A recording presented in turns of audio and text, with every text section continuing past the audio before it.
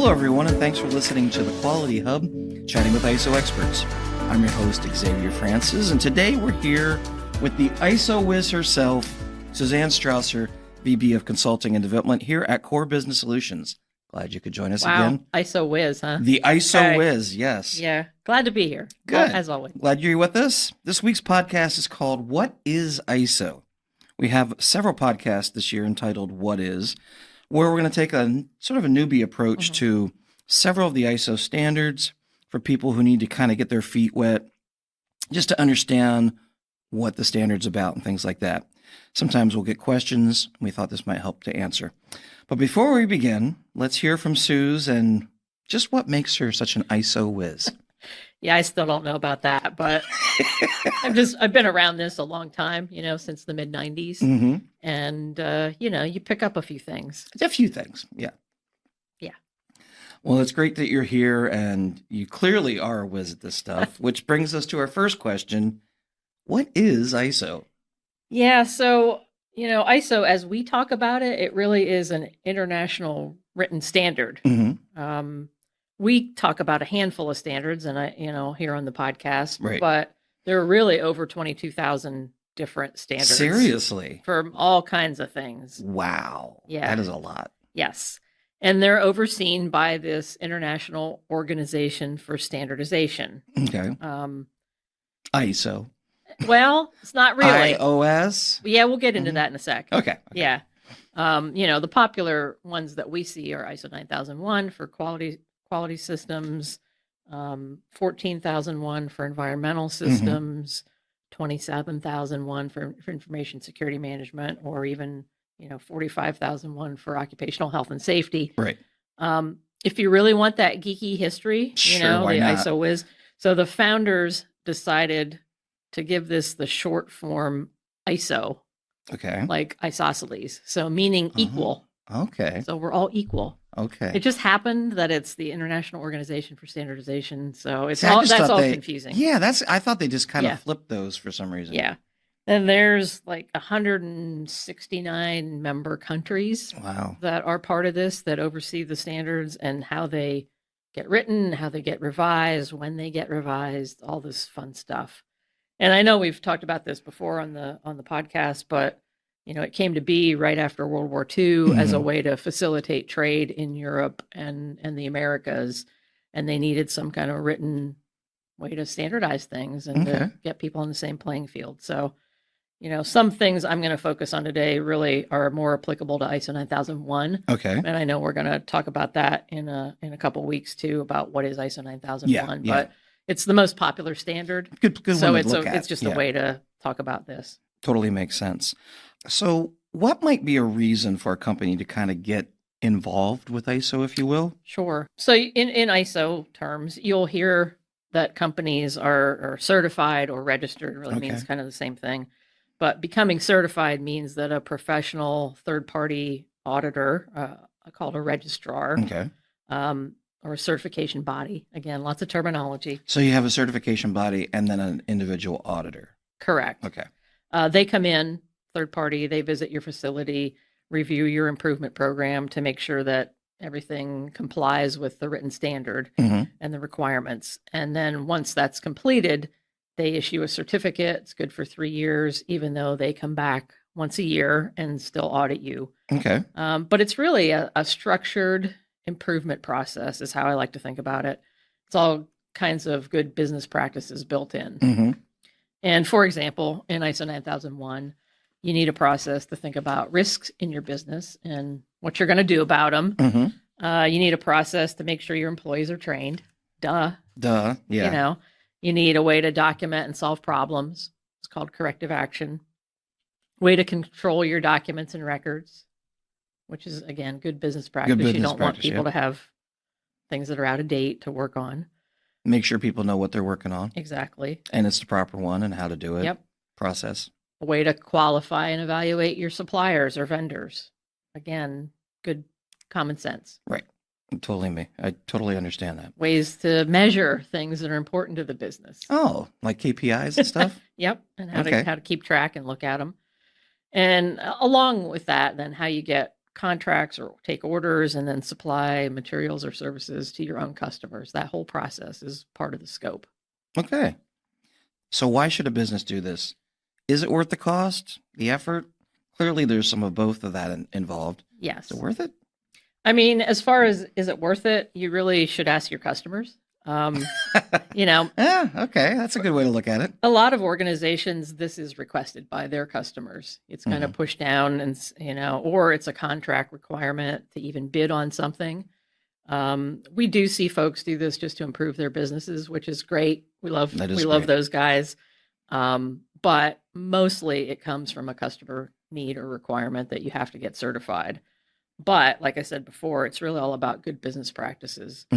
So, we've gotten feedback that getting certified, obviously opens up new markets or contracts or makes people more efficient. I don't have any general numbers regarding ROI, but it definitely helps management talk to each other about things that they normally don't, which is nice. And from a higher up look. Absolutely. Versus the day-to-day management step stuff. back from day to day. But, as a whole, when a company really implements these standards and they take it to heart, most everybody sees a little bit healthier bottom line. Okay. Sure. And that's good to hear.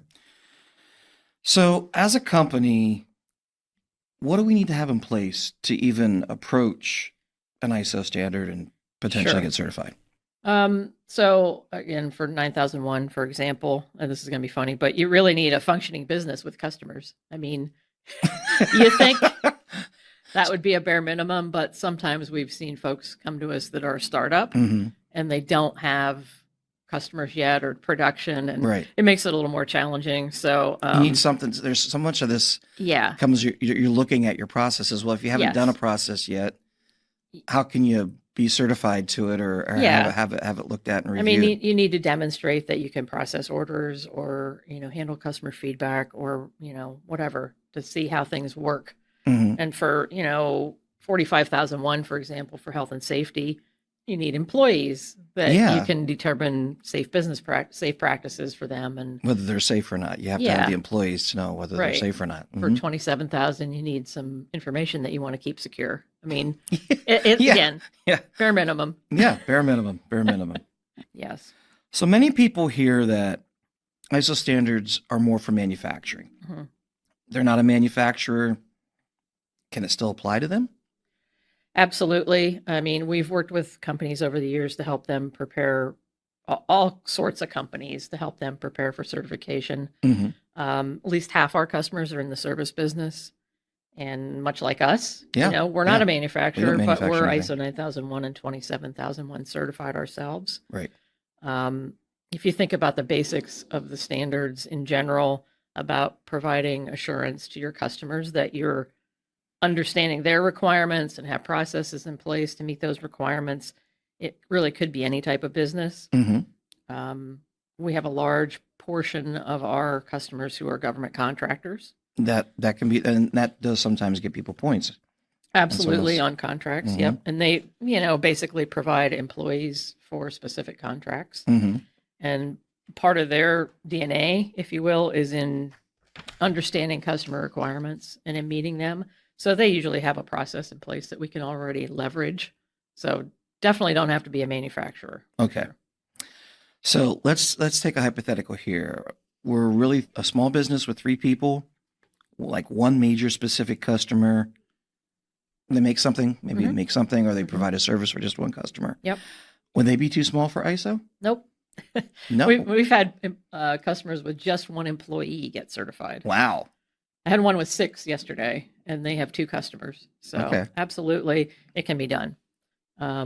It's really difficult for the one-person company because, to conduct internal audits, you really need to show independence. And so that's tough. There are ways to do it. But for those guys, I would recommend getting some help. Yeah, how can you internally audit yourself? Yeah. Do you hop on the other side of the table and ask yourself questions like playing chess with yourself or something? Yeah. But, a lot of our customers are 20 employees or less. They get certified every day. It's a small business. Yep. Absolutely okay. To me, it's actually easier than bigger customers. Don't tell those guys, but less ingrained policies and procedures and politics maybe to deal with. But so it's nice probably if you have that smaller group you can get them on the right road, and as they grow, Yes. they're already That's certified. it.